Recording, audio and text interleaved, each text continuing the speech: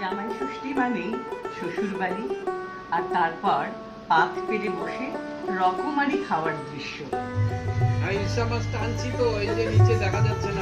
সময় বদলেছে, অনেকেরই শ্বশুর বাড়ি বেশ দূরে, কারো কারো আবার যাওয়ারও উপায় নেই। তা বলে কি এই শহরে জামাই ষষ্ঠী হবে না? এবার নবান্ন বিশেষ আয়োজন রেখেছে।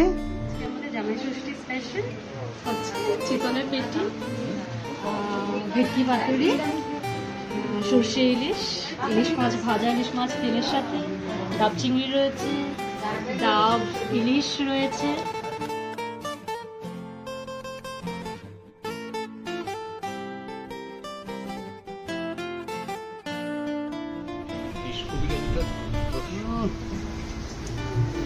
ইলশা তেল খেয়ে ওই ঠাকুমা মার কথা মনে পড়ে গেছে। সবাই নবান্নে চলে আসুন। এই ষষ্ঠীর দিনে সপরিবারে নানান রকম আইটেম থাকবে, কিছুই মিস হবে না। এসে সবকিছু উপভোগ করুন।